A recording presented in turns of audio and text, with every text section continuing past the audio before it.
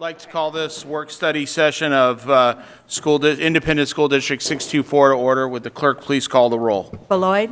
Here. Chapman? Here. Ellison? Here. Fahey here. Mullen? Here. Newmaster? Here. Wilson? Here. Okay, everybody present. We will enter into the first discussion item, number 1, Career Pathways Update. Is it Ms. Paul?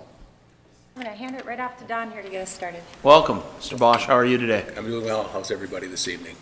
Beautiful outside. I know it is. We should move this meeting outside. I'm in favor of that.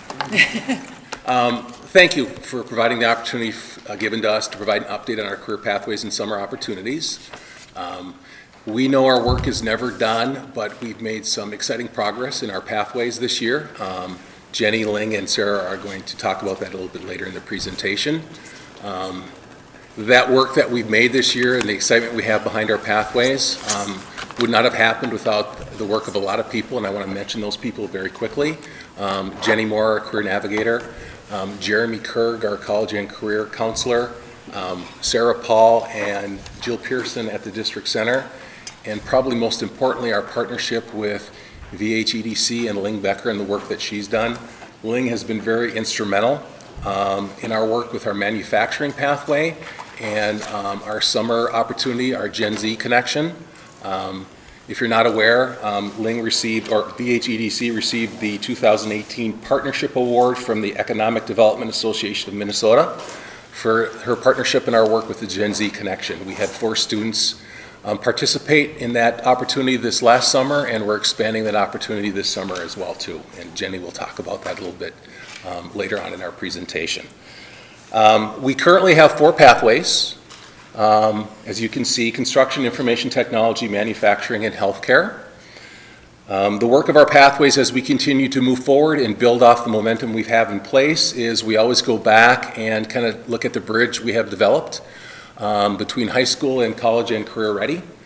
And when we look at some of the information we receive and the decisions that we make, we always go back to the 5 components of that bridge: exploration, career coursework, field experiences, college credit, and credentialing. So all the decisions as we move forward in our pathways and hopefully current pathways in the future, we always go back to those 5 components. And I know Jenny will talk a little bit about those components and some of the opportunities our students had in regards to those. But I think next, Sarah's going to talk about an opportunity that we had this afternoon and this morning with our partnership with the United Way. So we had a visit from the United Way, several people from their team, as well as from some donors that are interested in the work that White Bear has been part of leading in the state. And they really wanted to see a little bit more from 2 facets of our work. They really wanted to meet some employers and to really hear directly from them how they've been engaged in the work. And then they wanted to hear from students. And they left just really energized around just the authentic way that students said that their experience in high school has changed because they're beginning to find their purpose and just have a chance to really explore and then go deeper into areas that they really see some alignment about what they see as part of their future. And in that meeting, I know that many of you are aware that the United Way has been very gracious to us with some funding opportunities. And was a big reason why we were able to launch our manufacturing pathway in the manner in which we did. They've also been investing in our IT pathway and healthcare pathways in terms of providing a lot of convenings for thought partners to get together and lean into each other's experiences, but then also providing additional funding. And so today we were officially awarded additional funding to create a makerspace at North Campus, and they just feel like it's going to be an important part, as Don mentioned in the bridge, part of that exploration for students to just get their hands into the work and start to look at what enrolling in a class might look like. So we are just very, very grateful for the support that we have received from them, and for that to continue today is very exciting. And then before I hand it back here, under Don and Allison's leadership, we have 2 excellent principals that really invest a lot of time and bring a lot of people together to make sure that we're continuing to tell the story and find ways to really be intentional about the opportunities we're providing for our students and just make people more and more aware of the direction that we're heading, and then by involving people in conversations, the work just gets better. So it's very appreciative of the leadership of many, but particularly the 2 principals at each of our campuses. So with that, Jenny. Thanks. The arrows are animated, so it may be easiest if I just press the button. Sure, got it. Hi, everyone. I'm Jenny. I'm Career Navigator. I started in July, and so thank you for the introduction, and I'm just here to talk about what we've done this year alone, and it's pretty cool when we see all the numbers. So as Don and Sarah said, we offer a variety of White Bear Lake classes in the 4 career pathways that we have: construction, IT, healthcare, and advanced manufacturing, I've been saying lately. And some of them have college credit. We are working on offering a CNA class next year and additional construction classes as well. If after this, you're welcome to email me anytime if I go quickly. But so just alone this year, we have offered 28 lunch and learns at North Campus with advisory sessions. We have 24 field trips that have been outside of the classes, and we've stopped counting how many times we've done one-on-one college and career counseling support at South and North Campus. These are opportunities that students can sign up for voluntarily, or they can participate if they are part of the pathway already. I looked today, we have 138 manufacturing students, 180 healthcare students, 67 construction, and 90 IT just in this year alone that have either signed up saying, I don't have room in my schedule to take these classes, but I want to learn more about it, or they already signed up for the classes through registration. So super exciting. I can't do the math, but that's a couple hundred students right there.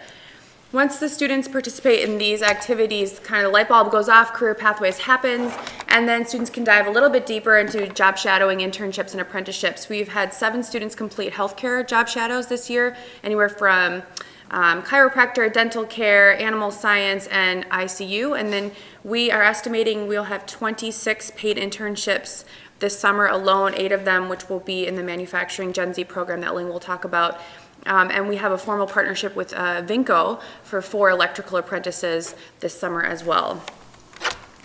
And the idea then is that they graduate and they will be college and career ready. So that's just this school year alone. We've done a lot of learning and talking. The first semester with Jeremy and I, we did a lot of talking with employers and kind of figuring out what that will look like.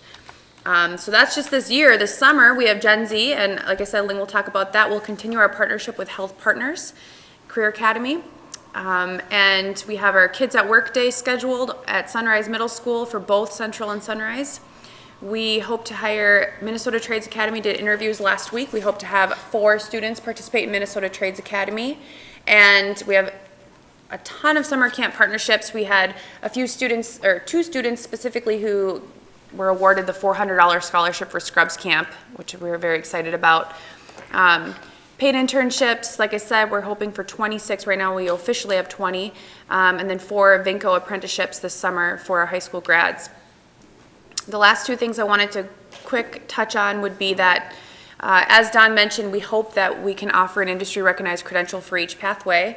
A+ certification is kind of that gold standard for IT career pathway after speaking with employers. And although we don't offer it in our classes just yet, we do have a partnership with Silverview Education Center in Mounds View. For the first time, they're offering a free A+ certification class this summer. Very great opportunity for our students that are qualified to take that class. And finally, we've been working with White Bear Lake Community Education. They focus on summer school, and our students that enter 9th grade who are considered at risk, they've reached out to that. We kind of revamped it a little, and we're focusing on a career camp this year and partnering with some employers as well. So that's this summer alone. We're very excited about all the fun stuff. And then moving forward, we plan, actually August, it says date to be determined, but we're playing with August 1st. The Career Pathways team is hoping to host an employer breakfast actually in this room, where we will bring all of our employers together and say, here's what Career Pathways is, overview.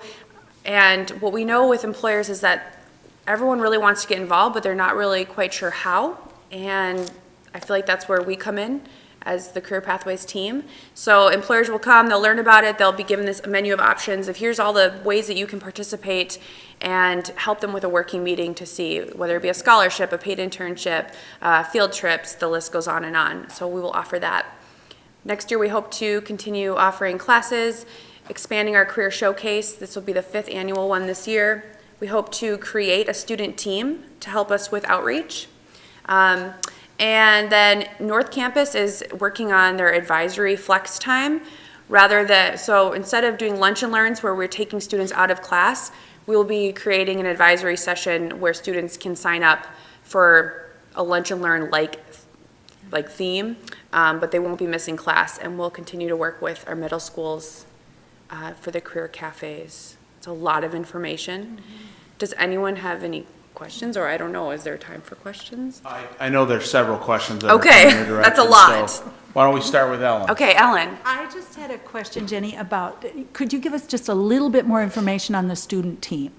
Yeah, Because that sounds like a great opportunity for kids. Yes. But I don't understand what that means at the moment. so our idea would be, we're currently working with Mr. Knudsen and Ms. Caniff at North, and what we know is there's so many students that are interested in business, marketing, finance, web design, all of the entrepreneurship. So we want to engage some students that maybe don't fall quite under those 4 career pathways, but could help us with outreach and recruitment and possibly some strategies to reach out to students, get their marketing ideas. I know it's, so within the school walls, we would want to work with the students and see how else we can improve and get their ideas. Thank you. Mr. Wilson? Yeah, Jennifer, first, I just think our Career Pathways is one of our flagship programs. It is so critical. And if you would, could you go back and repeat the numbers of students that were involved in the different I'd love to. paths of the pathways? So this is just me looking at the sheet today. 138 manufacturing, 180 healthcare, 67 construction, and 90 IT. So 310, Okay. yeah. And relax, folks, this is rhetorical. But just pause for a moment and ask yourself what those students would be doing, what would they have to look forward to, how well prepared would they be to enter society if we didn't offer a program like this? I mean, it's just, in my view, so critical to offer this for students that probably in all likelihood would not be college bound, and wouldn't have the skills to get into a, quality of life paying job right out of high school. It's just so great that we're doing this. Miss Daniels, with regard to, I'm thinking the project search, that's not a subcomponent of the career pathways, right? Not exactly, but it does tie very closely into that. And we have really good news on that today, too, because we have 3 out of the 6 students at Project Search being offered jobs through Gillette Hospital. So that's 50%, so it's awesome.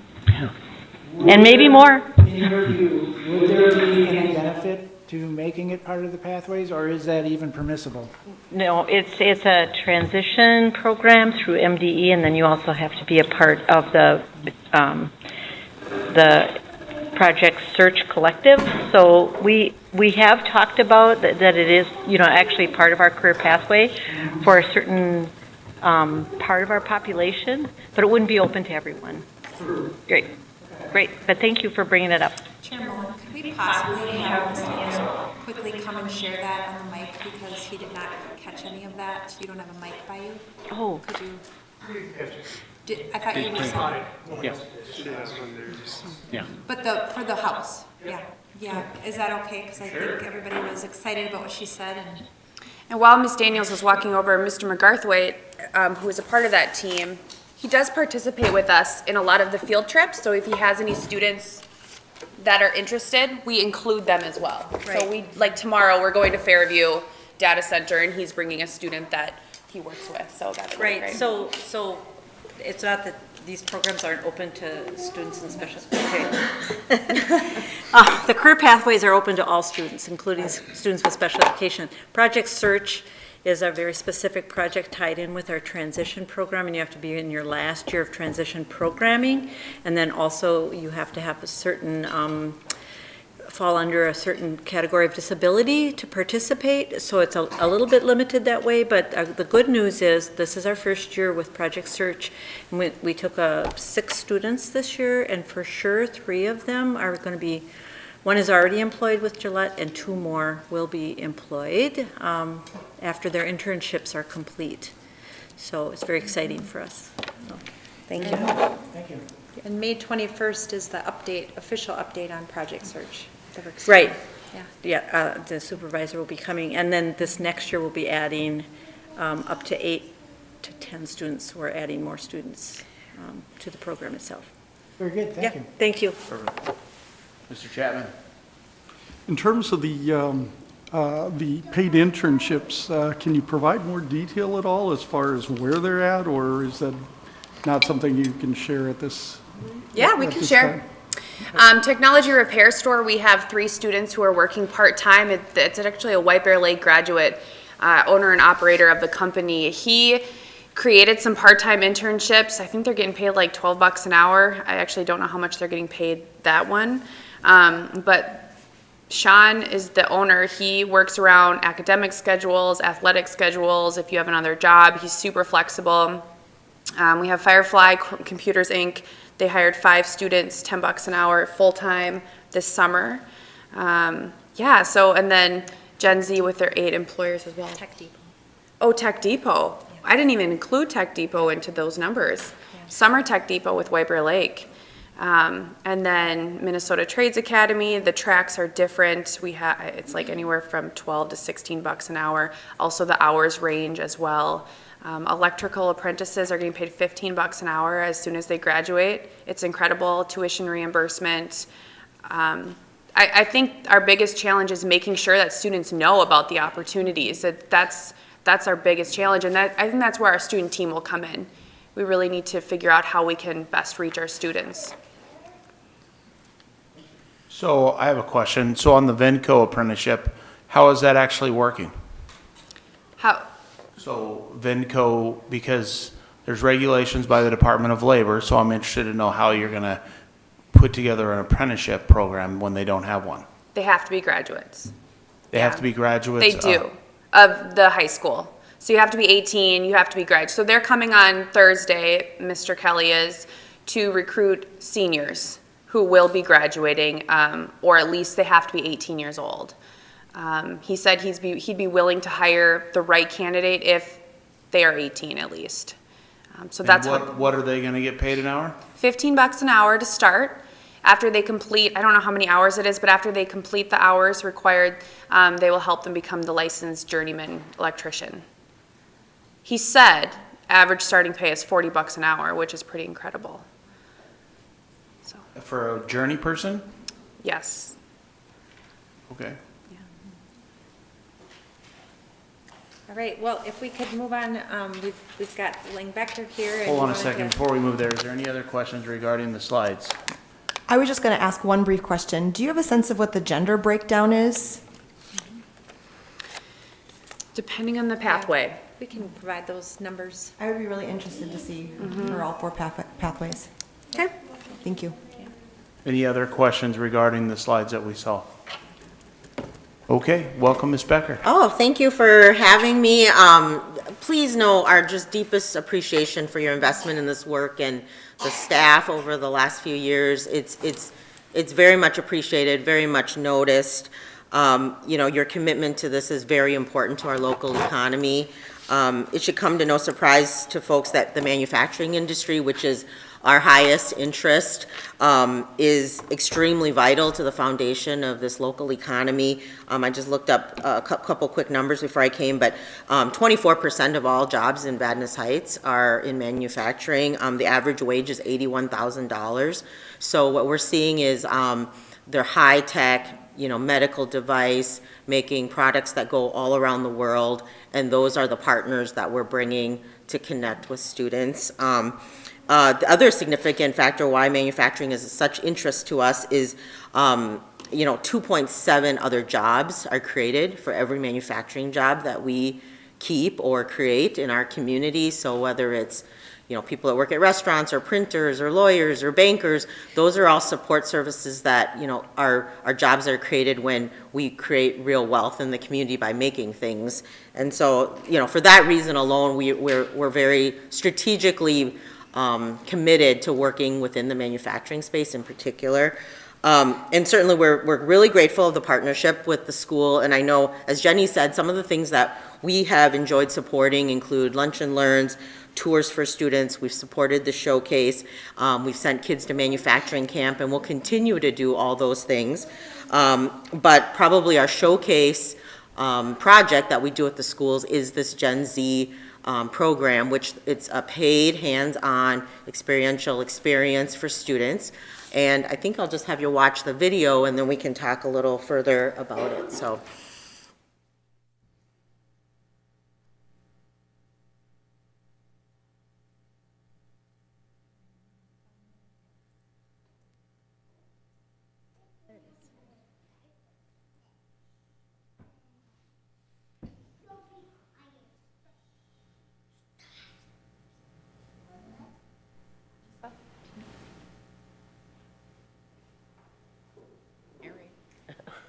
Okay, well, this is Schwing America in White Bear Township. We had one of the students there this summer.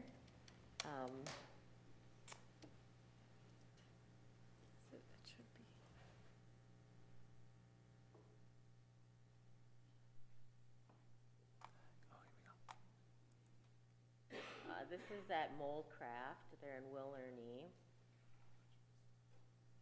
And we had 4 students partner with 4 businesses.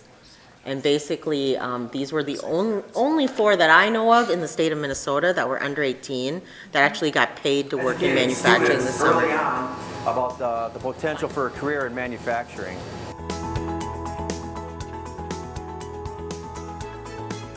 Part of the Gen Z Connection program here at Moldcraft is that we're able to take this block of steel here, which has got nothing done to it, and turn it into this part of a mold.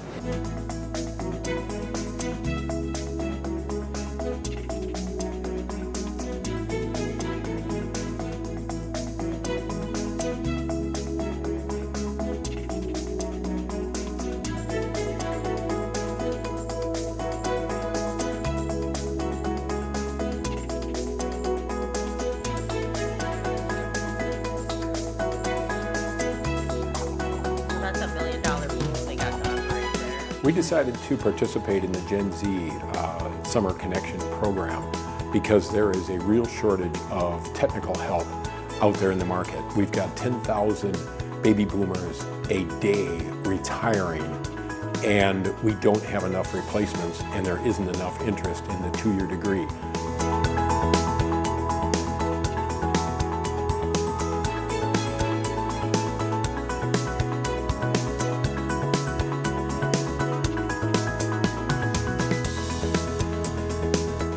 I hope to gain experience, knowledge about career pathways that could be available to me.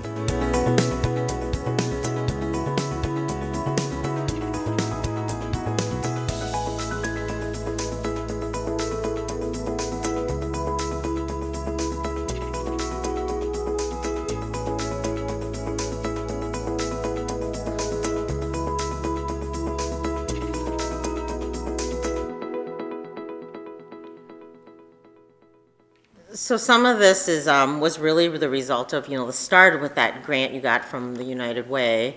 One of the charges was to create internship experiences, and then it was, kind of realized that that's pretty challenging in manufacturing because the students were under 18. With a lot of work on behalf of the school and also the manufacturers, some of the legislation was actually changed a bit and clarified so that, now there's a whole movement within the state of Minnesota that started here, which is this youth skills training program, which is basically kids under 18 that would be under qualified situations in a partnership situation where safety is maintained and there's certain limits as to how much they can operate machines, that they're actually able to, use the equipment, which would be hard to know if you want to go into something or interested in something if you never get to try it. And so we're really excited about this model. The way it works is it's a cohort model of 4 businesses and 4 students, and they rotate between the 4 businesses, so they're able to see the cultures and the careers at all of the different businesses within that period. Their workers' compensation was kind of a big hurdle as well, and that was actually covered through a partnership with the Ramsey County. And so we're really excited that next year, or this coming summer, actually not next year, but in 2018 here, we've been able to double the number of students that are going to be having this experience. Instead of 4, we're going to have 8. I think another testament of how great the program is and how promising it is we had all 4 of the original employers. They're all back in the program. So I think that says a lot about the program as well, that they found it to be a worthwhile investment of their staff time and their energies. And again, these are all paid positions. So these students are paid by the VHEDC to do this work. And so they are also getting some career navigation skills and things from the school as well. So really impressive program, I think, for the students to get a chance to do. And we're excited that last year we had 4 gentlemen, and this year we actually have, out of the 8, we have 3 females. So we're pretty excited about that as a prospect as well. So you saw the 4 businesses there. The new businesses are Lasix, Superior Machine, Team Vantage, and Pace Industries. So we have very diverse businesses that they're going to be going to see in these cohorts. And as we do more of this, we're getting a lot more interest in people wanting to be a part of something like this. So it wouldn't really surprise me if, we continue to double as we go along, because we have a model that was really industry designed. I think it was a really good opportunity to listen to the employers. I think originally there were thoughts of, well, let's send 3-4 students at a time. Well, because the industry was at the table, they said, no, we'd rather have 1 student at a time and really be able to have them be mentored and partnered with different employees within our business over the course of the week. And so, by listening to that, we realized that, it wasn't a burden. It actually was a great success in the business, because it was something they could manage and handle, and their employees got a lot out of it. We had another video made where the CEO of Schwing, he basically said the unintended consequences of this is they energized their workforce through this program. I mean, their employees were so excited to teach, so excited to have other people interested, young people interested in what they do. And so my little motto to the staff has always been, we want to keep, we're not really looking for the highest aptitude, but we're definitely looking for the best attitude, because we want to continue to, that number from 4 to 8, it might seem small, but to me that's perfect, because we want to make sure we're sending students that are interested, that are inquisitive, that are a good fit, not just sending them, kids that need something to do for a few weeks over the summer. So that's a high priority for us as we're selecting students. So happy to take any questions. I also, Sarah can hand these out at the end, but I brought our latest magazine, and we have a big article about Gen Z highlighted in here as well, and she can make sure you guys all get a copy. Boy. So how were those 4 students chosen? So they were selected through the teacher of Delroy at South Campus. Yep. I think the first year we were looking at students that had been going through the courses, and those that were in the more advanced course had the first chance at being part of the first pilot of that. I think they've been really open to looking at increasing that opportunity for students that really showing a commitment to really want to dig in and learn more, and not focusing as much on completing each of the courses in order to get in. So there's been some really good shared learning across, and I have to mention that every time I watch that video, somebody that I'm with says, that was not the picturing of manufacturing I had in my mind. I thought that it was going to be a lot different, a lot dirtier, or the environment would just be different. So really, really appreciative of the partnership, because it's really been helpful to changing perceptions and having really good conversations. But back to your questions. Yes. So kind of back to, I meant to ask it earlier, so how are we getting the message out to the students right now to get involved in this, and maybe the internships, and to get involved with the whole career pathways? Email, advisory sessions, lunch and learns. Counselors are really supportive. All of our pathway teachers know about what's happening as well. We have a monthly newsletter that goes out to employers, and we just continue to add any new people, any new partnerships. We just continue to add to the newsletter list. What else am I missing? Well, and I was gonna say, we're trying always to do new things. So I called up Jenny and I said, I got another idea. It came from a business. One thing is we always want access to the students, and they oftentimes have, their requirements that they have to do at school. So we were looking for more gaps within their school day, their life. How can we get more access to students? And so we brought up this idea of doing an MEA sampler. So Jenny and I will be meeting. We're really interested in not only a particular pathway, but students that could jump between pathways if they're, say for example, a hands-on, like construction, manufacturing and automotive, for example. Those three, I think, are great alignment for MEA sampler. We want, 9th, 10th grade students for a day and a half over MEA to provide them a chance to come visit some businesses, do some projects, get their hands dirty, as, more access to just seeing things, get out of the school setting, come out and meet people, ask questions, touch and feel things. And so we're always going to be looking for those kind of opportunities. And I know they're doing a lot in school, but we're constantly trying to think of how to do them out of school. We have the community expo. All we've been doing, telling our businesses, is come out to the expo, bring your mobile welder, bring your, we're actually bringing out a maker space to the community expo because we want to get to parents, we want to get to grandparents. We don't it's not going to happen only in the, school building, and we know that. So we need to bring this message out to the community, so, yeah. Well, I think we're close to our Yeah. time. I have a quick question, and I know that Mr. Wilson does too. So in the past, we've talked about going from 4 to 8 this year for the paid internships, but we had talked about some bigger camps for allowing more students access to get some exposure into this process. Is that still in the works, or are we not doing that? Yes, I think we've done a really good job of working to provide some of the camp experiences and increasing numbers there. We've gotten some financial support as well as some really good enrollment numbers in that. I don't know if you want to share briefly anything addition, but that exposure piece is different from the Gen Z piece, and we're trying to really make sure that the Gen Z piece is seen as not exposure, but really as an opportunity to really go deeper into the culture and what the work is. So we're trying to make sure to have focus on both of those opportunities. Yeah, we will fund kids to go to camp this year as well. They raised the price substantially because they added a day, so it's a little more challenging, but, our goal, we sent 5 kids to camp last year.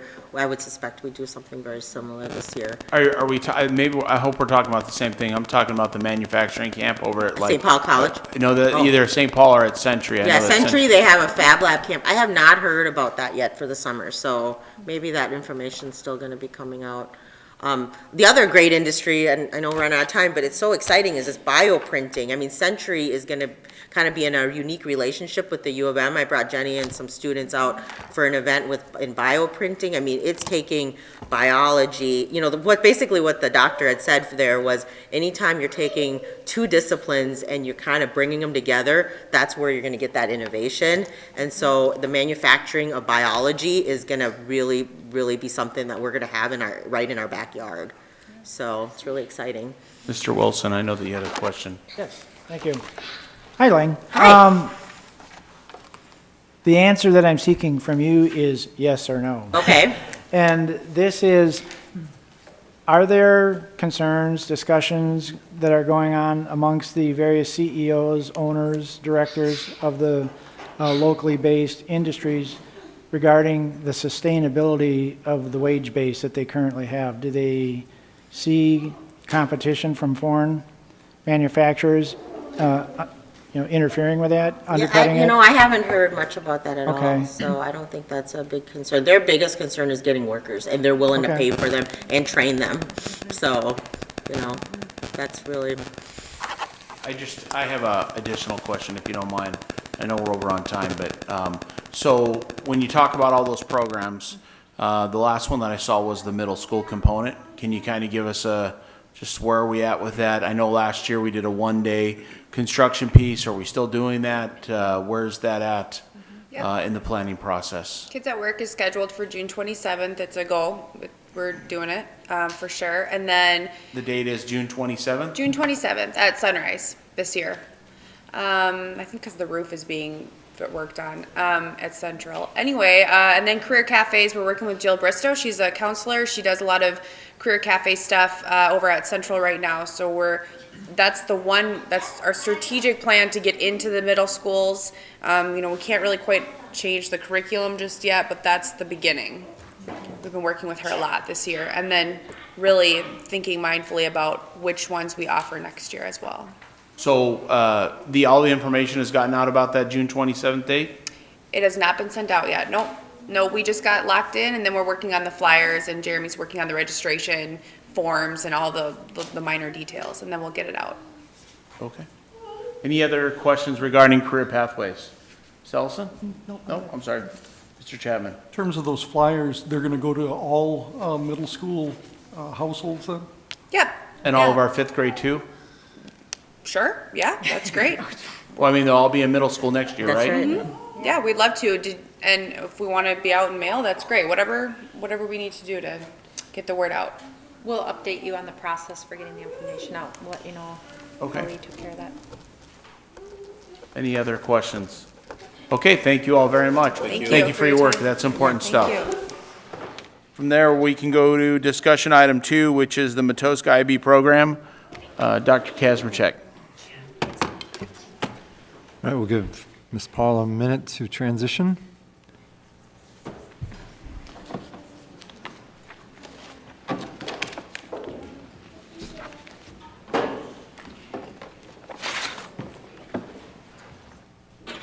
And to assemble her team.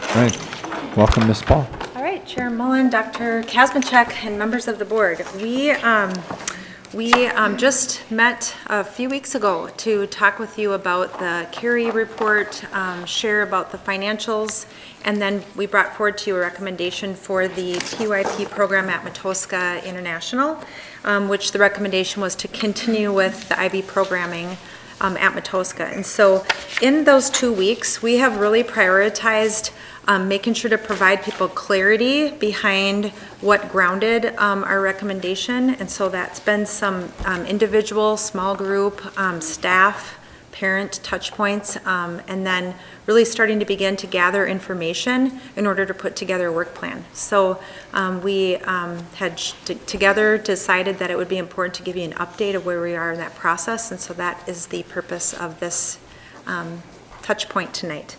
A lot of the slides in here really are just to make sure that we are kind of reminded, we had a lot of conversation just to kind of go back to really what is grounding the direction that we're moving in and towards a recommendation and a work plan for the program at Matoska. Just this slide again reminding us of the areas for strength and opportunities for improvement. Both of these areas were part of the discussion and information gathering that we had as we've been connecting with people, continuing to really look and capitalize off the strengths and then look for opportunities for improvement.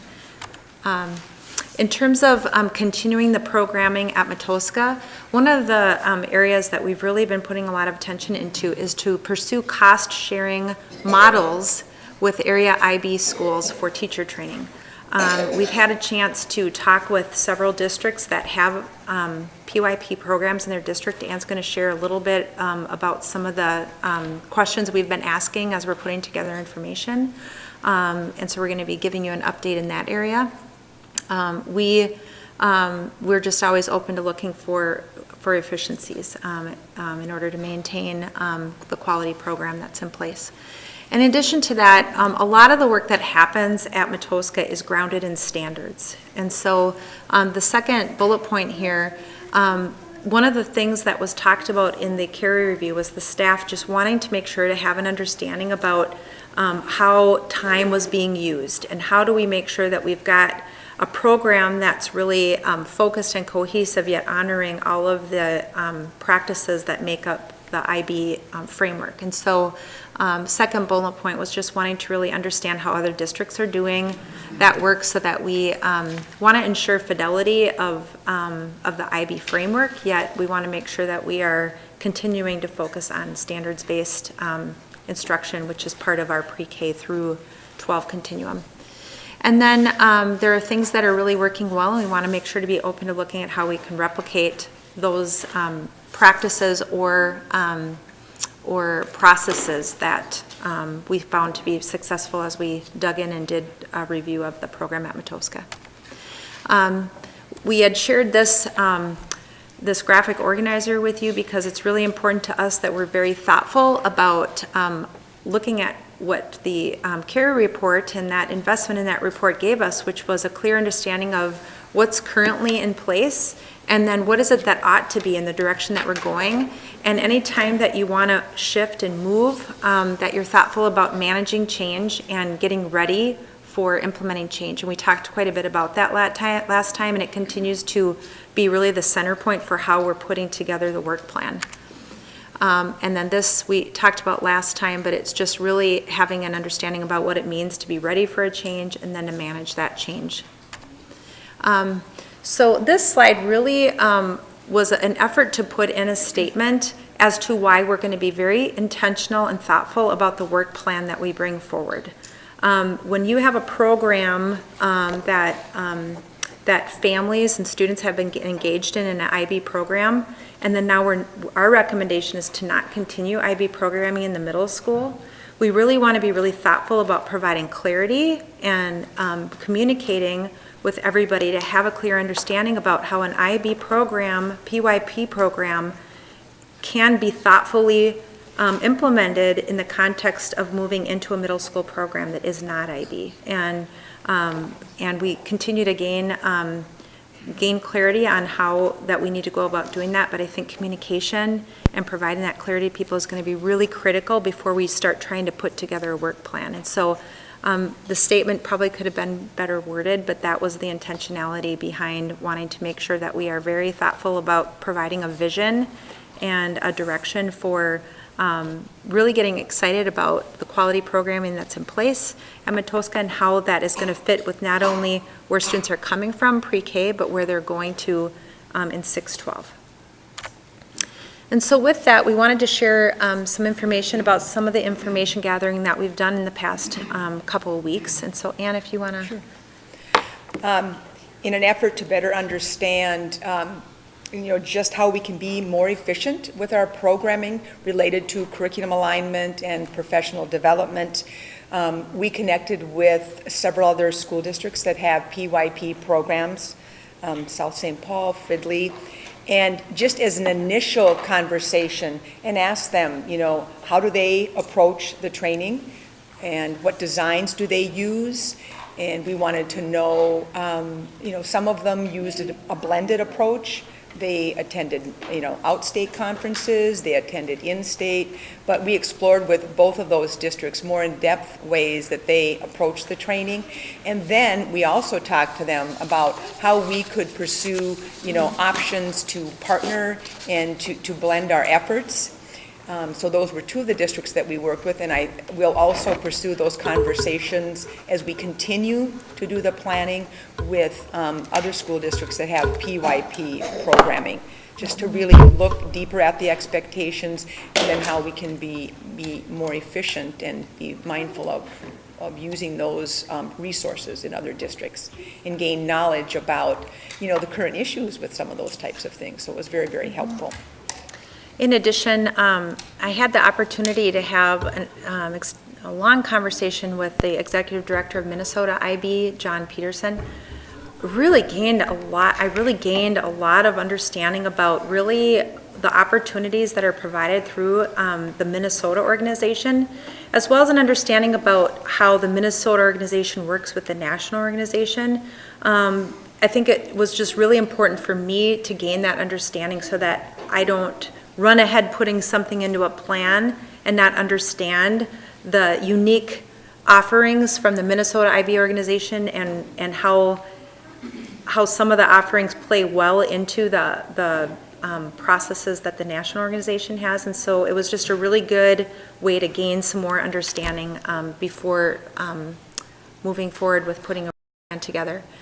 In addition, so then just briefly as well, the Matoska staff meets twice weekly in our collaboration. Throughout those meetings, there's a constant conversation about how we can best serve the students in White Bear Lake, the students at our school, aligning both our district expectations, our state standards into that IB framework. And so there's always been conversations about how we do that, as well as we've been able to have conversations with parents in our regular PTO meetings, and as well as many individual conversations and emails and throughout the last few weeks as we were working on this.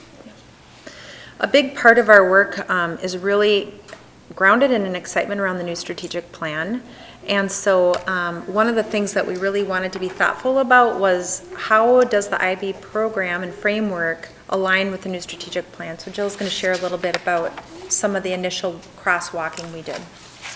So those of us in teaching and learning have had opportunities to dig a little bit already deeply into the strategic plan. And what you'll hear about more is how we intend to bring a lot of this work into more of a participatory process where we're engaging curriculum leaders, people in the buildings, parents, families, et cetera. But those of us who have had the luxury of getting into this work a little bit have taken some first steps to look for alignment between those steps in the strategic plan and the work that has already been invested in through the IB programming. So, you know, we're excited that the strategic plan has many elements that have been worked on in both elementary and middle school programs. And so this is an opportunity to look at those pieces where there's been good work already started and to look to see, you know, where do we need to make some minor adjustments, where can we celebrate because we're already on our way with those pieces, and where can we have, you know, extensive participation in looking at, you know, making some revisions to the work that has been done. So this is just kind of a first blush. I know the middle school programming better than the elementary, but you know, we really want to honor the work that has been done, but always be looking for our continuous improvement. At the same time, we want to be mindful that there will be a process for the strategic planning and how that will be rolled out at the sites, and we don't want to get ahead of the strategic plan process either. So balancing, maintaining some pieces, accelerating some of the work while also respecting the timeline of the strategic plan. And then with that, we just are really wanting to be thoughtful about how we put together a work plan that really is providing clarity around what are the agreed upon processes, how are we building collective efficacy for people to really feel empowered to kind of bring their best into the plan and into the changes and into continuously improving on the programming, making sure that we're very thoughtful about all of the assets that are available to us and resources. And then I really appreciated, as part of the conversation last time, was a question about what metrics guide our work. And I think part of the opportunity is to really be thoughtful about what are those outcomes that matter to all, that really is going to be clear right now moving forward, so that when we are sitting here in a year, 2 years, 3 years, we're always able to look at some tangible metrics so that we can be celebrating what matters most to us in the programming that we're providing to students. So with that, we don't have a work plan laid out yet, but it's for a very intentional reason. We just really want to make sure that we're engaging people in the work before we put down what the priorities are moving into next year, what is going to be learning work in the next year, et cetera. So with that, are there any questions we can answer at this time? Any question? Ms. Beloy? So overall, my question is kind of, I just want to understand the overall scope of this. So when we're talking about PYP alignment and the strategic plan, are we talking about more aligning PYP with the strategic plan, or are we talking about all of the elementary schools? I guess I'm not understanding the scope of how we're looking at how PYP is going to fit into the strategic plan and best practices, but are we looking at the other schools and combining those things together? I mean, how does that look? Yep, every school serves a unique community, and therefore each building plan has some uniqueness to it in terms of how they're uniting their culture around serving on the outcomes that we have. So the same would be true for any program in any school. But right now, with the focus on Matoska, we just wanted to make sure that part of our thinking is always thinking about our strategic plan, because that's what's guiding the overall work in the district. And so to have that intentional step to look at those connections is critical to how we're going to be doing most of our work. Alignment to the strategic plan is always going to be a priority. I might add, so this summer in June, there's training for our leadership team, and then in August, there's training for building leadership teams. around the strategic plan. So as site plans are developed, it will be done so within the context of the broader strategic plan. That'll happen over the summer. So each school will be looking at the strategic plan in that way. Any other questions regarding the Matoska discussion? Ms. Newmaster? I guess I've been thinking about strategic plan and action plans for months and months and hundreds of hours. So I'm thinking that our next step, if I understand this, so let me just make sure I've got a handle on it. I mean, we've been very clear and very inclusive about all sorts of people writing this great forward-looking plan that reaches for the stars. And all buildings at this point, if it works the way it worked in the umpty years that I was part of a building team, we'll have our own particular goals, because you can't do them all at once, so you're going to pick something that fits. But it's all going to be based, because that's the core and the heart of our district, in what's in the strategic plan. And there's such good philosophy and aspirations in there that it should fit everyone's interpretation, be it IB or STEM. That's, I mean, they're each just scaffolds for what we do. So this really means everybody. But we're just, is what you're saying with this, you're going to be more specific in making sure that all of the pieces of PYP are included? So, so stepping away from talking about Matoska, right now, since you approved the strategic plan, we are engaging right now in a process of bringing people into understanding the complexity of the strategic plan and making sure people have a chance to really engage in an experience so that they understand and see the broad scope of what the work is, so that people can get excited about it.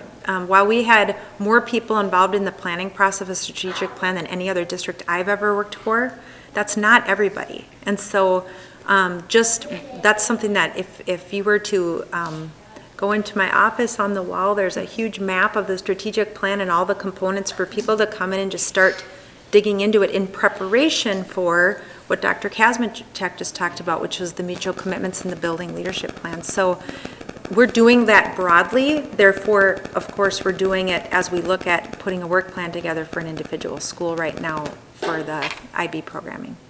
So it's just part of the priority we have, and Dr. Cook really makes this clear in the trainings that Dr. Kazmachek and I went to. It's critically important to engage people in understanding the strategic plan, because while we've had so many people participate, there are just so many that still haven't, and just finding ways to make sure that people have a way to be part of the work.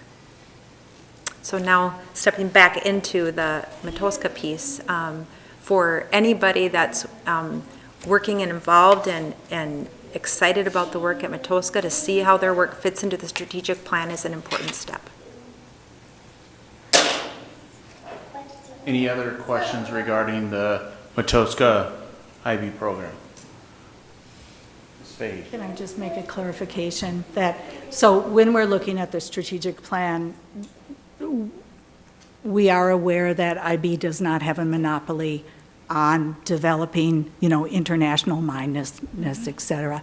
That should be clear to the elementary schools in the district also, that there are lots of different ways to address the strategic plan.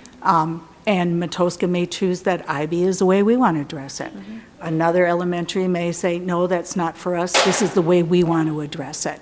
So I think that needs to be clear. In terms of other elementary schools looking at how they're going to address the strategic plan also. Yeah. Thank you. Okay. Thank you all very much. You'll bring that recommendation forward to the next board meeting, from my understanding, which I believe is May 14th. So with that, we can go to discussion item B3, which is the middle school recommendation update. Thank you.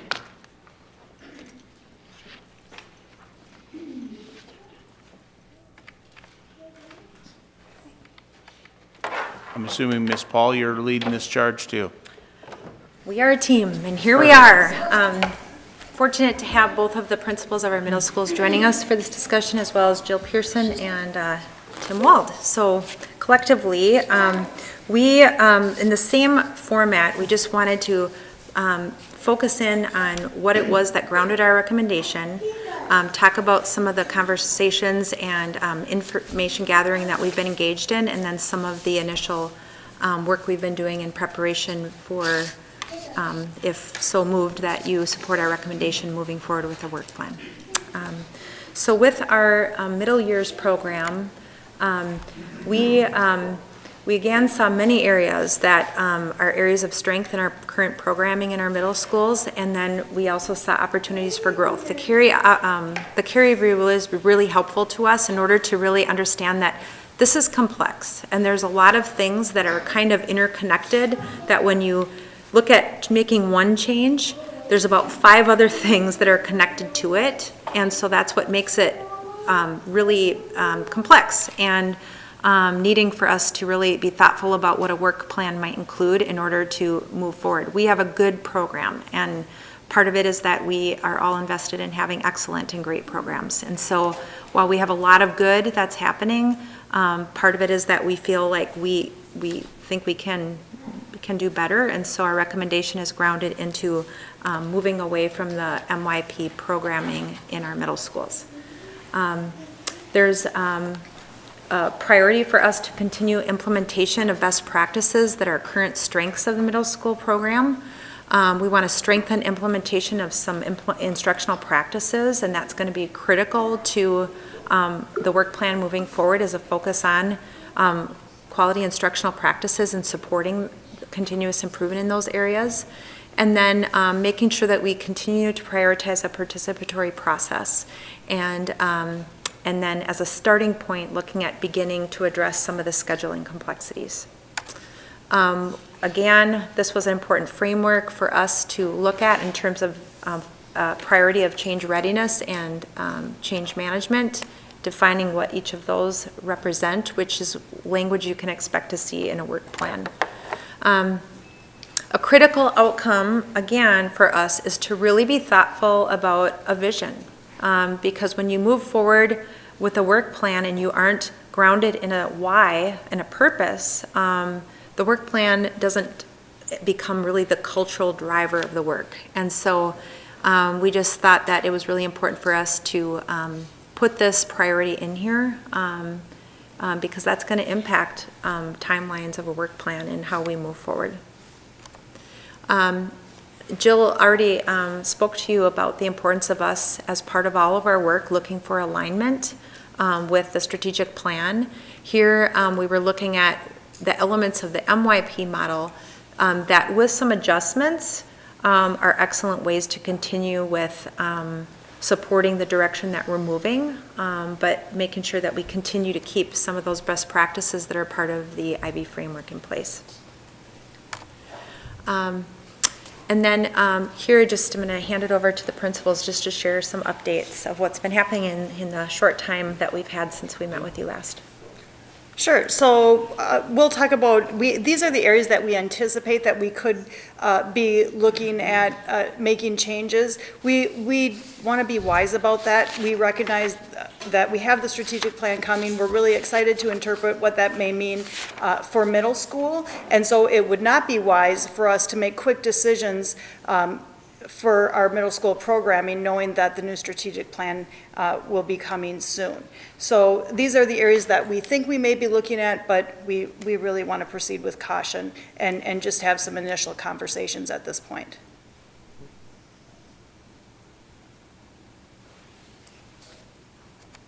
All right, so again, we've talked a little bit about the model. There have been, both principals have been engaging with staff. They've been having some discussions. If you look back on what some of these areas are, I think some initial discussions have been focused on the schedule. And so that's already in discussion, but part of honoring, making sure to have all voices at the table, know that those conversations are happening. They're looking to making some adjustments for next year, but just wanting to really, in 3 weeks' time since has passed, just not really feeling quite ready to announce a change, because engaging people and making sure that voices are heard is really a critical way to make sure that we really are building on a strong school culture. And if, you know, in this complexity, not everybody is going to agree with thinking that they got their way and how it moved forward. But I think the goal is everybody understanding why a decision was made, so that you can see the bigger purpose. And our focus is students and the student experience, and that's going to be the grounding basis for all the decisions we make moving forward. But making sure that we're listening and hearing people, and maybe finding a different way of doing things by taking the time to listen to what people have to say is going to be critical. But we are anticipating changes to the schedule for next year, but we're just not quite ready to lay out a work plan at this time. Questions? Ms. Ellison? Could you talk a little bit about the research and recommendations process that you envision for the middle school? I'm not quite sure what you mean. You're talking about researching Yeah. and making recommendations around that list of things. So could you talk a little bit about what you anticipate that's going to look like? Who are the stakeholders that you'll be engaging and talking with, and how will you be making these adjustments? Well, we have 3 critical stakeholder groups. We have our parents, we have our students, and we have our staff. So we're mindful about thinking about how we're looking at gathering perspective from each of those 3 groups. A lot of these come from the CARE review in terms of how we've organized under an IB framework, and how there might be ways to look at some of these areas differently that would create more collaboration and synergy moving forward. Some of these areas really have been the point of contention in terms of kind of things not totally coming together. And so we have a high priority for service learning, but the service learning requirements that were part of the project may need to change. But the priority of service learning doesn't necessarily change. You know, it's something that's been a driver, it's in our strategic plan. But I think we're open to looking at how we do things differently. We've had some things that have been graded traditionally, and some things that have been put up as being graded under the IB rubric. That has caused some confusion, it's caused some double working, so that's something that we want to take a look at. And I think that the list is a really good direction for us to see how do we make sure that there's clarity with parents when they're looking at information we're giving them about how their student is doing in school? How do we continue to use the tools that students say are really important to them, which is clarity about the assignment I'm doing and what a rubric can provide, and then making sure teachers aren't doing double work in order to deliver on it. So we just want to be very, very thoughtful about decisions in each of these areas, but the CARE review was helpful to determine this initial list.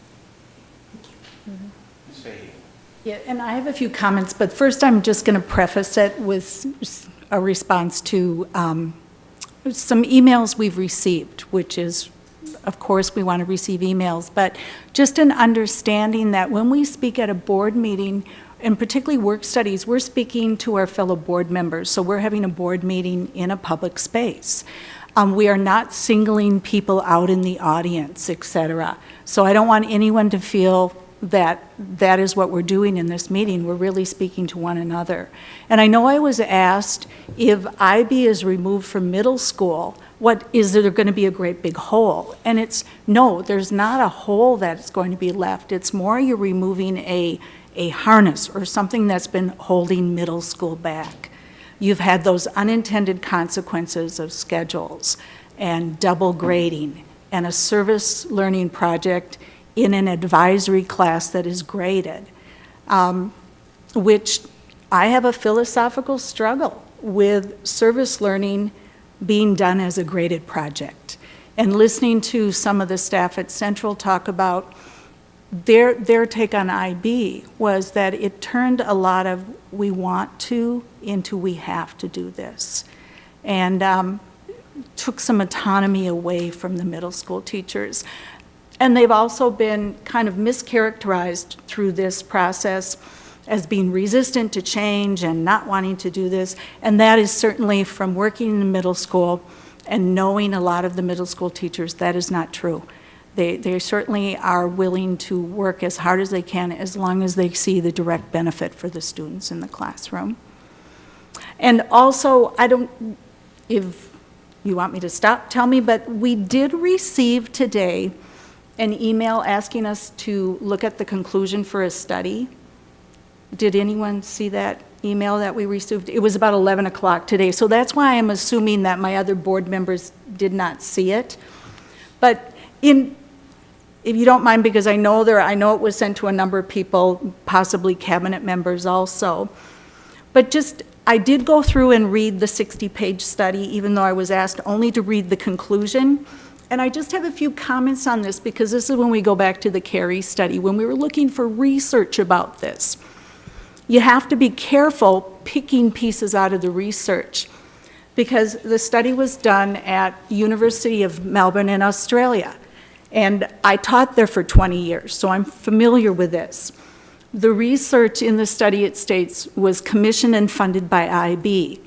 There's research organizations in Australia that have an agreement with IB to commission studies and publish that have mutual benefit. And it was basically talking about the long-term impact of the IB program on people's lives. So they went through to recruit people for this study, which was just going to be interviews. They went through the IB Relations Office to contact approximately about 400 alumni that have been to IB schools.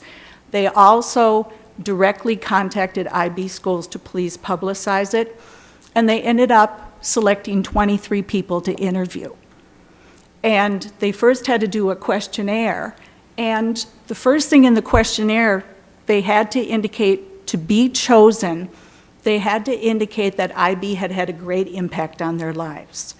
So from contacting over 400 people, they choose 23 that said, yes, this was a great program for me. And when they looked at these 23 people, when I looked at the demographics, 15 of them had been to an international school. So that was from someone from the United States going to school in Switzerland because their family was living there for 2 years. Someone from Australia going to school in the UK. So 15 of the 23 attended international schools, which I would assume would impact your idea about global mindedness. And 6 of them went to public and 2 went to private. So with all the research we've been looking at, we need to be careful. We need to read the whole report. But thank you for sending that to me. It was a beautiful sunny day. I did take it outside and read it, but couldn't see my laptop too well. So thank you. I'm sorry I took so much time, but I thought that was important. Ms. Newmaster. I also read it. It's nice to be retired, so even if I get a late 60-page thing, I do scan through it. And it was someone's report. They were working on a master's program from what it looked like. And it was very interesting reading, but it was also all anecdotal and very selective. So obviously for some people it had a great impact, but I also looked at how long ago it was written and the people that were included. And I think about our demographics and how we're just bucketing into the next century and we're into this century and we're trying to look at things we can't hardly comprehend. So I thought it was interesting, and it was like a slice of history. And it was a positive number of people that responded, but it was very narrow. And we're looking at our kids now and trying to guess where they're going to be in 20 years, and we can't figure it out. So I think our strategic plan can stretch and fit all kinds of paths and ways of doing things that include IB and STEM and visions of the future. So I did read it. I want whoever, I don't know whoever sent it, it was read at least by two of us, even though it came the day of the meeting. And it was interesting. Any other questions regarding the middle school component? Ms. Ellison? I had a thought as I was thinking about this today. I was looking at the presentation again. And IB has been in the middle school for how many years? 3? 4? Maybe 5? We were, it is 3 years since we were approved, yes. Okay. But it was, But Yeah. the implementation started so before 5 that. years. Yes. Okay, you know, and I'm newer to the district, and I'm new on the school board, and so I don't have the long history with the district. But I was looking at the strategic plan, and I was thinking about IB, and there's a lot of big and sometimes complex initiatives in the strategic plan. And so I guess moving forward, as we're thinking about big, complex initiatives, I really would like to, maybe reassurance isn't the right word, but some thought that as we move into these big things, that we take our experience with IB to heart. You know, with 3 years in, and I've read the Carey report, and I certainly understand the recommendation, but 3 years in, it feels a little like 3 years, we're done. And that's hugely simplifying, and I acknowledge that. But I guess the point I'm trying to make is, in the future, when we're looking at big, complex issues, I really would like to see that we, as a district, are putting down our roots in a way that they're going to stick. That was not very eloquent, but I think you probably see where I'm going. Yeah, you're talking about doing a change process well, doing it so that the change stays and we continue to move forward. Absolutely. Yes. Hold on, Mr. Chapman is next, and then I'll get you on there. 2 things, and first off, in follow-up to that, I mean, whatever process we move forward with, I guess I'm going to, for one, want to see what types of accountability are built into that process. Because again, I think a lot of stumbling occurred in this process, and we can't allow this to happen again. The other thing is, I guess I, for one, would like to get a better sense of the options that went into the recommendation. I know the last work study meeting, I asked about what kind of options were considered, and we were told at that point in time that the options were cost prohibitive or whatever.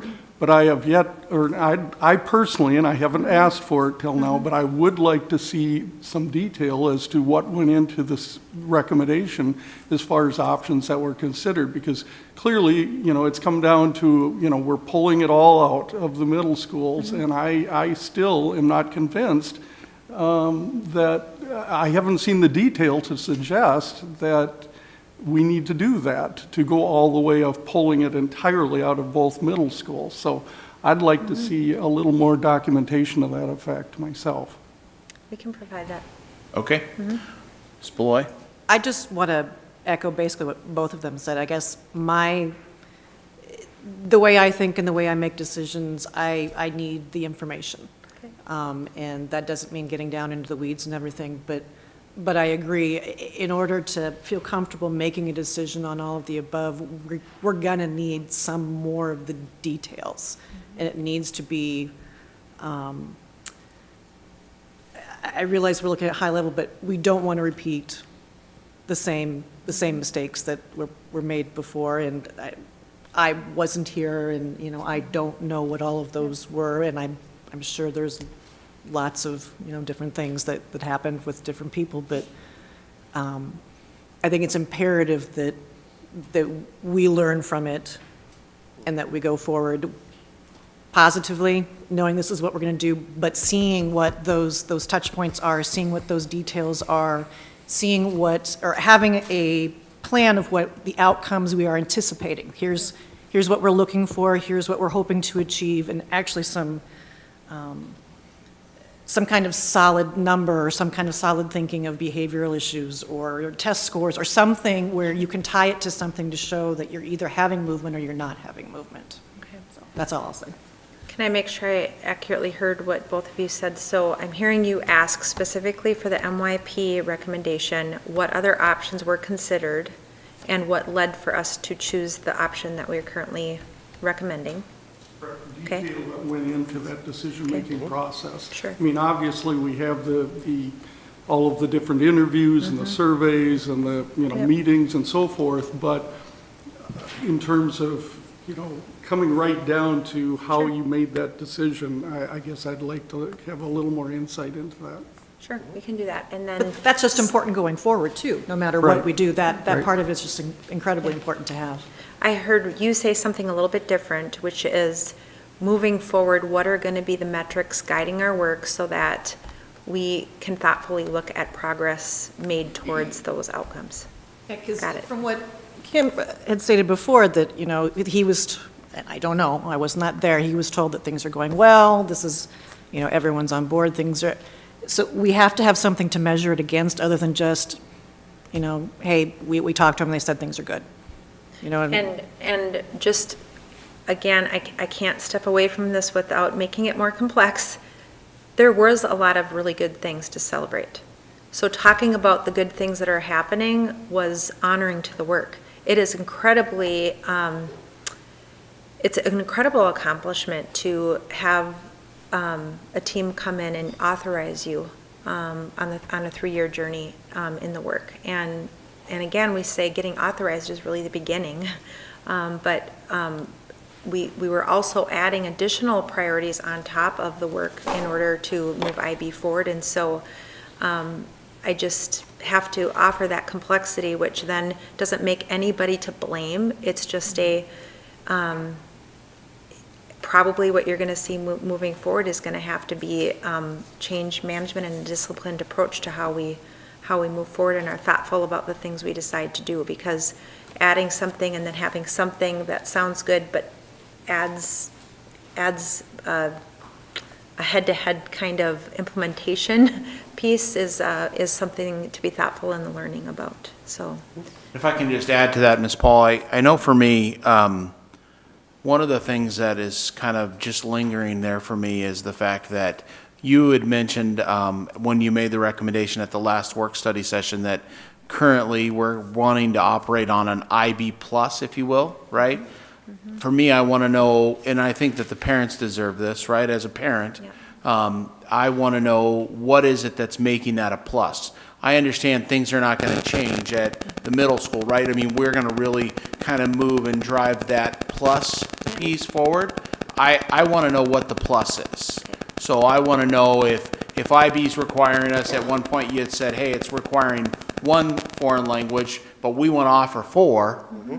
I want to know those things. I want to know that all those little moving pieces, because that's going to help make my decision moving forward.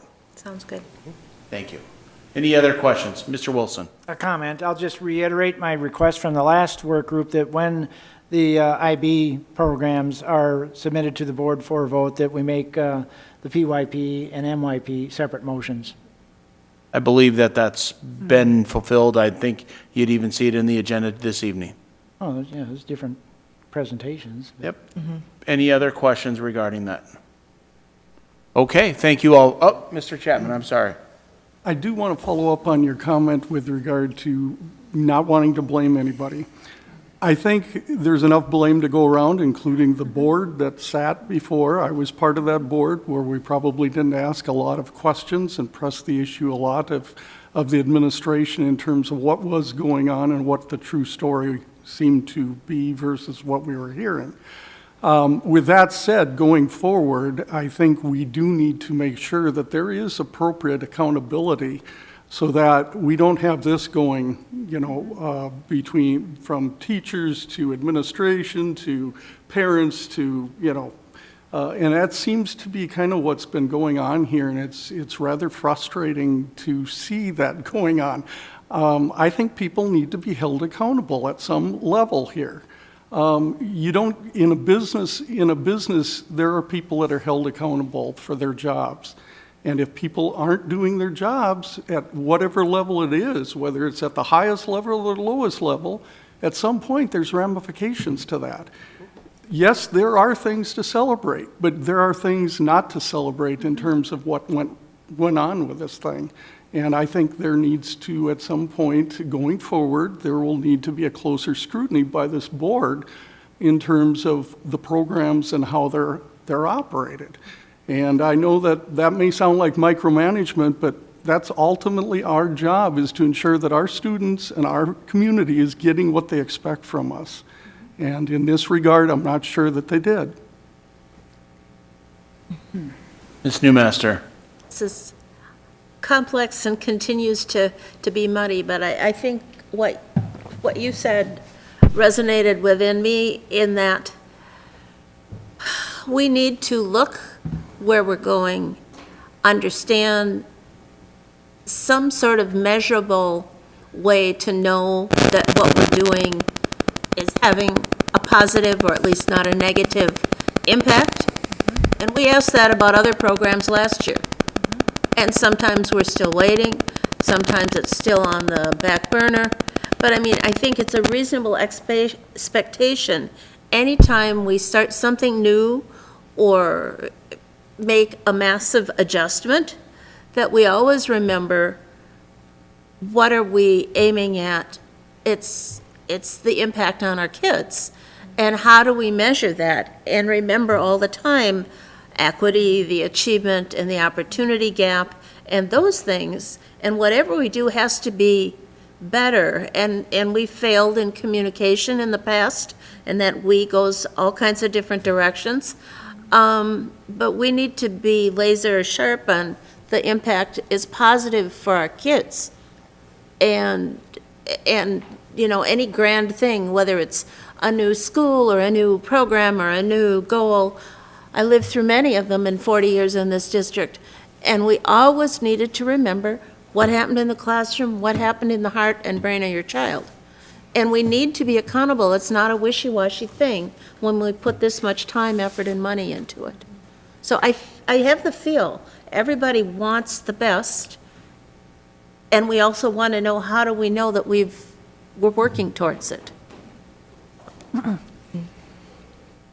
Elson? Yeah, and I agree, and I think that, you know, we have to keep the Carey report in consideration as an example of some numbers that we do have. We do have numbers from, you know, part of the Matoska population and part of both the middle school populations as evidence of, you know, how it is working in both of those places. And I think we do need to acknowledge those. And I think it's interesting to talk about accountability, because sometimes it's tricky to measure things, you know, and we have to take quantitative and qualitative data into consideration. You know, there's some things that it's harder to get a number on.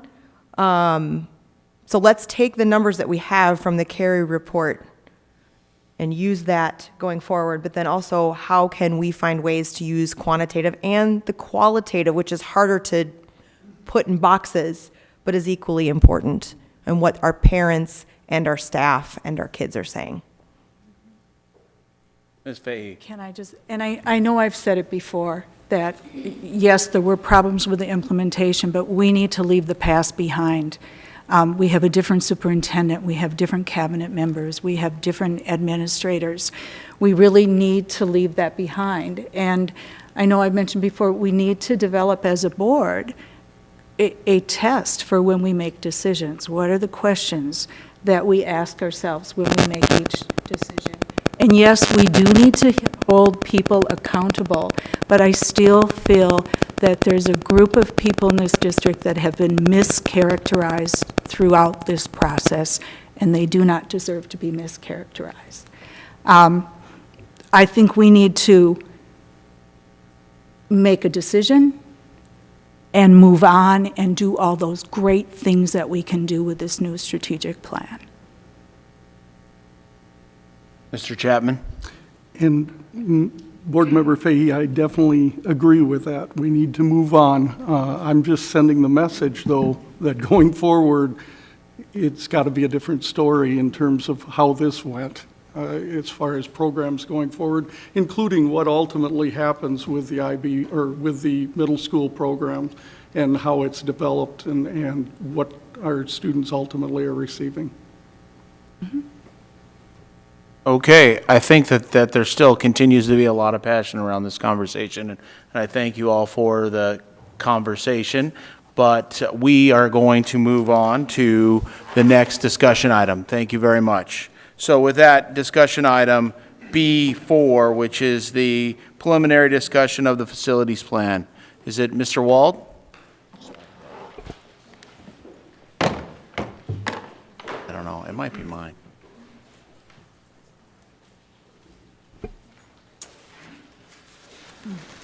Okay, thank you. Over the past year, there's been a significant amount of work that has been completed to just prepare us to begin a comprehensive facilities plan. We haven't done comprehensive facilities planning. We're just preparing our district to be in a position to begin comprehensive facilities planning. And so just keep that in mind, that we haven't walked down that road yet, but we are preparing so that when we do, the right pieces are in place. So tonight's presentation is just to provide you an update on the work that's been done and to signal the direction that we're going. Okay. So task completed already. A deferred maintenance review was completed in the spring of 2017 and presented to the board last June.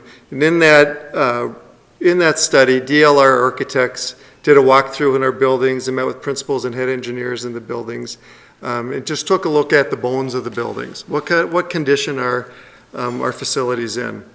Generally, they looked at HVAC, mechanical, roofs and windows, electric, accessibility, fire safety, and security and safety.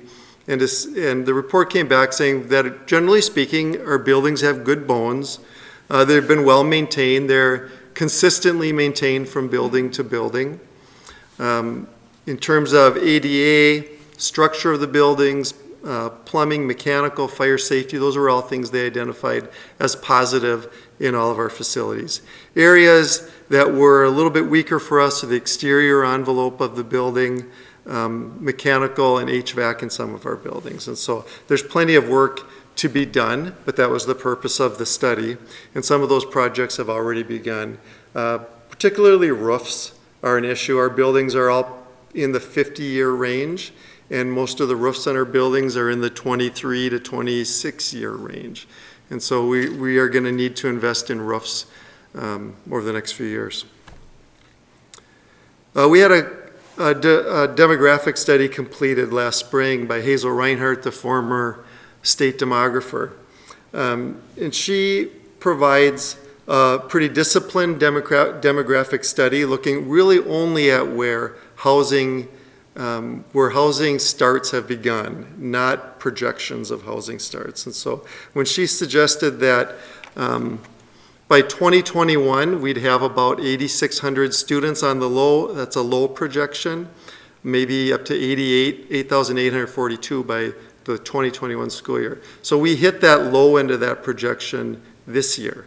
So that's a bit concerning to us that the demographic study without the housing starts is a bit of a concern. So we're going to need to relook at a more dynamic study of our demographics and what the future looks like for us. We completed a strategic plan this past year. You approved at the last board meeting. That will guide our future and help us understand what types of facilities, what education are we going to deliver. The construction will come after that, but the education, determining what that will look like is the most important part. You approved LTFM bonds this year, this past winter of $15.7 million. Those projects are beginning, so some of that deferred maintenance, roofs, parking lots, so forth. We're starting that process now, and some of those projects will be done already this summer. You also approved this past winter a resolution to allow spending to be reimbursed by future bond revenue. So should we determine that buying some acreage of land in any particular part of the district is the right thing to do, or that what we'll need to do, then we have a resolution in place that we can make that purchase and repay the general fund out of future bond resolutions. So those are tasks that are already completed. Any questions on those? Yes. Yeah, Mr. Wald, the demographic study that you alluded to, as you mentioned, only dealt with or considered actual housing or project starts and didn't consider potentials. And yet we've, already hit the low end of the projection within a year. So what are we going to do to better adjust? Are we going to take a look at all of the potential projects? Or yeah, the next point, tasks that are in progress. We've engaged TeamWorks International to do a more dynamic study, demographic study, and that will look at trends in neighborhoods throughout our school district, and it'll look at projected housing starts, which really is going to be a big number for us. So we expect a report back from TeamWorks in June. Okay.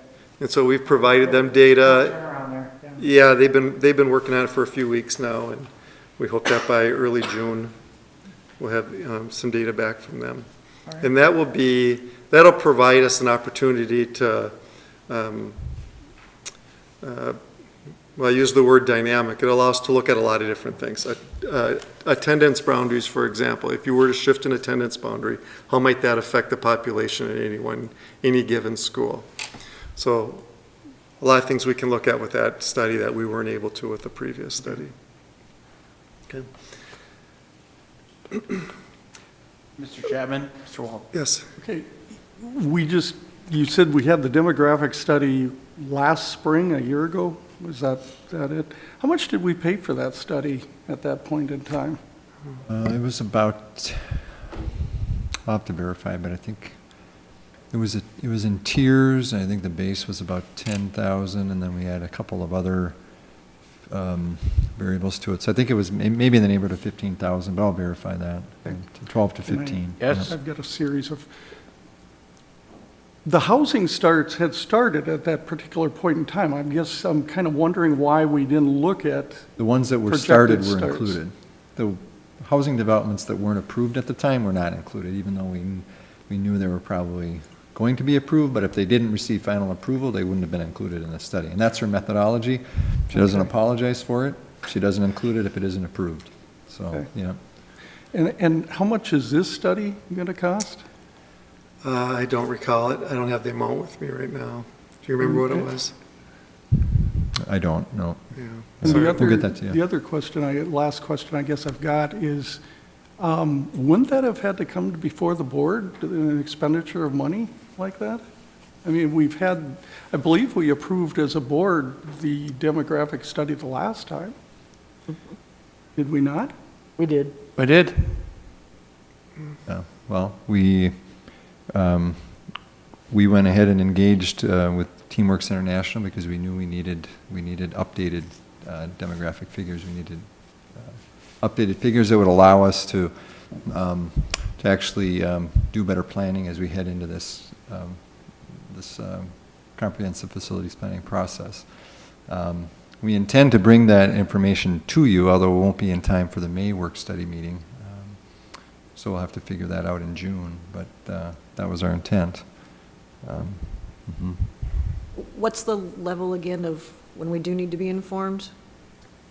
It's under something? Yeah, we engage with, so 25,000 or less, we directly negotiate with a firm. 25,000 to 100,000, we would receive quotes, and then 100,000 and above, it's a bidding process that would those would definitely come to the board, yeah. We're talking under 25 for this? I believe so, yeah. I didn't hear the question. We're talking under 25,000 for Yeah. this? Yes, it would be under 25,000. Mr. Chapman. Just historically, though, and maybe it's something that we as a board with administration need to talk about, but historically, I know, like that last demographics, that came to the board. So I guess I'm a little confused as to, if we need to change that, maybe we need to have those discussions at a later time, but you know, if we approved it before, but we're being inconsistent the way, I guess is what I'm trying to say, from my standpoint, so, anyway. Okay. Noted. We also are preparing to select a team that would help guide us through the Mr. Walt, facilities. I'm sorry, Mr. Wilson had his hand up and I was moving back the other way, so I apologize. Mr. Chapman, I certainly understand your concern. I share it to some degree as well. However, on the flip side of the coin, what option did we have? I mean, the last report is already basically, in my view, blown. And we have to move quickly to get an accurate update for the, student enrollment levels so that we can plan accordingly in, time-sensitive manner with it. So, as they outlined, if it's under 25,000, they can just go ahead and I think they should. Mr. Chapman? Oh, I understand that. I'm talking in terms of the bigger picture, though. Yeah, We, as a board, I think, need to have some type of guideline that we agree on as to what the administration should be bringing to us versus what's not, particularly in light that there was a precedent where the study before came to the board. No, I understand. Your point's well taken. I'm talking in a broader context that, because I don't want to be surprised that at some point the administration's, spending money that we as a board are going, gee, we're not necessarily on board with that. So And I So I think, understand hold on a that, second, but- Mr. Wilson, I think what we need to probably do is let Mr. Walt finish this presentation and then we can move through it. All right. Thank you. Okay, so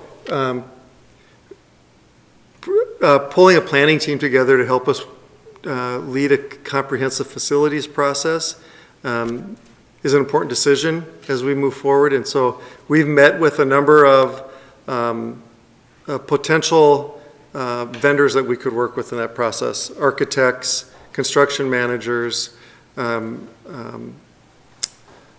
consultants, trying to pick their brains to find out what do we need from that group of people, and who are the best people to work with us. And so we've over the last few months, have had quite a few meetings, just getting a sense of who they are, what services they provide, what the process would look like if they led it. And we've narrowed it down, and we'll begin interviewing firms over the next few weeks to select who the team will be that's going to lead us through this. The things we've been talking to them about is meeting the enrollment demands, and so having an accurate demographic study is pretty important as we're beginning this process. The strategic plan, putting education before construction. So we feel really good that we're doing this in the right order. It would be difficult to do a comprehensive planning process and then determine what's going to happen inside those walls. Safety and security is an important part of planning for the future schools in our community, and so we'll be looking at auditing the security and safety of each of our sites. We'll look at our high school structure. Are we happy with the structure that we have? Is it the right structure for us moving forward for the next generation of students and families that will be serviced in our schools? And then finally, our activities and athletic spaces, looking at those to make sure that that our comprehensive plan it meets the needs of our students in that regard. Okay. I mentioned the planning team being an important part of it. There were really three roles that we need filled in this process. One is facilitating the community discussion. This is engaging our community is going to be a highest priority in this process. And so having skilled facilitators who have a proven record of being able to engage complex communities, school districts that serve a variety of communities with differing interests, and making sure that the community voice is heard is going to be a really important part of it. And so sometimes that could be architectural firms that provide that process. There are consulting firms that can lead that process. There are construction management firms that can lead that process. Lots of these firms are very skilled in that. And so we've looked at what other communities have they served and how's that process gone. The design team would be the architectural firm that's going to listen to our community and identify what is it we want out of our schools. Any firm that has an idea of what the outcome's going to be before the process continues would not be a firm we'd want to look at. We're looking at firms that are really interested in engaging the community and then determining what a design would look like. Construction managers really are the owner representatives, and so their role is listening to the community and understanding how to meet the design needs within the financial limits that we'll have. No matter how this process goes, there's never going to be enough money to meet all the needs that people identify, and so being really strategic and making sure that our strategic plan is fully met by our facilities will be our key. And then the final member of our team would be making sure we have strong financial advisors who can assure the financial viability of the process so that we're not overbuying, that we're not dreaming bigger than our finances can support.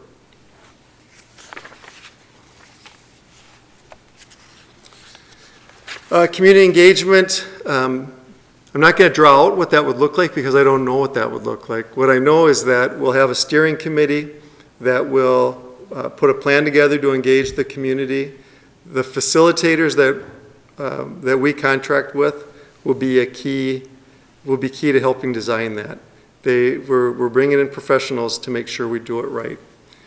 The core community will be the larger community that works with our steering team. That might be somewhere in that 30 to 60 neighborhood. We'd be looking at community members across all stakeholder groups, make sure that we have good representation. We would envision that there would be surveys of the community to assure that we provide opportunities for everyone in the community to engage. We would envision town hall meetings that may be at the school level or broader at the community level, but there will be opportunities for the greater community to play a part in this. And then finally, we'll want to engage our community partners in this process to make sure their input is gathered as well.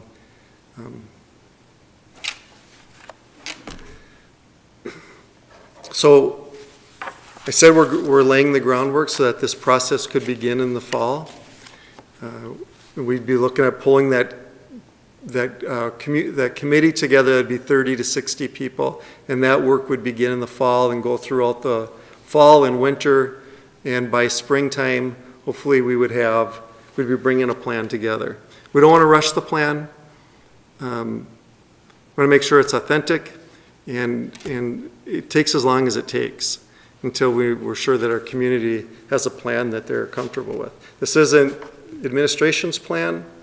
It's really the community's plan, and this is preparing. This plan can really determine what the next generation of our community looks like. What does it look like in the future? We would envision that there would be board approval in the summer or fall of 2019, and that would provide an opportunity for a bond vote in November of 2019 or spring of 2020. So any of that could be earlier or later, depending on the process. But we would present a plan to the board that you would approve, and when that occurs, then we would plan on when that bond vote would occur. At that point, we'll have engaged the community in designing the plan, but we'll need to engage an even broader community to make sure people understand what the plan is and that we can lead them to a successful vote. That's what I have. So before I open it up to questions, Dr. Kazmierczak, to kind of follow up on Mr. Chapman's question, there is a board policy regarding how that process works out about engaging outside entities before seeking board approval? Professional services, we were able to, actually, as I think about the thresholds I gave you, the professional services don't actually fit under those same categories, so that's actually a different category. But generally, a contract in that range is not something unusual that administration would approve if it's built within the broader budget in any given fiscal year. So there might be, there's an undesignated amount, for example, in facilities, and so if we're doing work related to facilities and we engage with a vendor, either for professional services or a specific project to be completed, we would typically approve that at an administrative level. You're right, we did come to the board with the demographic study the last time, so that is an inconsistency. So, but in terms of a threshold, there isn't something written in policy that says, X, when it's X amount, it definitely comes before the board. But we can visit with that, and in fact, we're having some discussions about our finance committee and resurrecting that, and actually creating a more of an executive level committee in addition to a citizen group. But that executive committee, this would be a perfect opportunity for us to talk about that. So, and we'll be having a meeting coming up in May prior to the discussion about the preliminary budget for fiscal 19. So then we'll continue that conversation there. And you'll bring that finding to the board then? Sure. Mm-hmm. Thank you. Yep. Mm-hmm. Any questions regarding the facility timeline? Ms. Ellison? I just have a point of clarification, because I'm new. A bond vote, that is asking for a large chunk of money from the community, right? So it's different from the levy that we had. Bond is for buildings, yep. Bond, oh, good, I'm gonna write that down. Bond is for buildings. Operating levy is for operating costs. Bond referendums are typically for buildings, Like yes. children's literature for school board. There you go. Bond is for buildings. Okay, thank you, good. Any other questions? Ms. Beloy? I just want to know, since we're looking at 2019 or maybe 2020, we obviously haven't had a bond issue for quite a while. Have we thought about the difference between those 2 years politically? I mean, you're talking an off year or potentially a... Yeah, we think about that. Spring of 2020 wouldn't be the general election. It'd be, like several districts actually just a couple weeks ago had elections in Minnesota in April. So that would be what we'd be targeting. I mean, I don't know. So either how it November affects us, 19 or March, April. I don't know if March is allowed anymore, but March, April, May of 2020. So a lot of it will just depend on the amount of time it takes for us to get the work done. As Tim mentioned, we think we have a pretty good plan. We think it's doable in this time frame, and the folks that we've met with agree that yes, in fact, starting something this fall, kicking it off this fall, gives us enough time to put together a good plan. So. But yeah, I mean, 19 or 20. Spring of 20 would avoid the general election. However, there's still going to be a lot of talking and conversation going on leading up to that. So that's a good point. Mr. Chapman? Maybe I missed this, but in terms of the land, did you mention anything about the land? And if you did, maybe I missed it. And if not, or whether you did or didn't, would like to hear any thoughts in terms of land. I mean, we know that it's going up there, has been for a while, as far as the site selection. I guess I'm a little concerned, the longer time goes, the more that land gets bought up by developers. I'd hate to have to pull out, that eminent domain word or anything like that. I mean, that gets, and maybe we're nowhere near that, but I do have my concerns if we wait too long, if we're going to be pushed into a situation that we would not like. That's a reasonable concern. And there's limited amount of land available in Hugo, but there's still land available in Hugo. And so we have engaged with a realtor looking at different areas that might work for schools. We think in elementary schools, the most likely immediate need in Hugo. And so looking at spots that are available, and there are some spots, now that the snow's melting, those spots can be tested to see what kind of corrections the land would need for a school to be built. We've not been able to do any soil borings at this point. So our civil engineer has been waiting for the thaw so they can do a proper evaluation of different sites. So we're hopeful that that'll So we do start have happening some, soon. we do have some sites that we are seriously looking at then for that potential, the borings. Yeah, we've started to look at some sites, and Realtor's been in contact with property owners to see if they're interested in selling. So, but right now, we're just in the exploring. Yeah. That was part of, Tim mentioned the reimbursement resolution that you acted upon earlier this year. That was in part because of that, anticipating that we're putting things in place so that we can purchase land and then reimburse the general fund with future bond proceeds. Ms. Newmaster? And my question was kind of on the same track, and it goes back before we had school board members change spots. And I do remember when we went around, some of us with, I think it was Mr. Bear. Mr. Bear, yeah.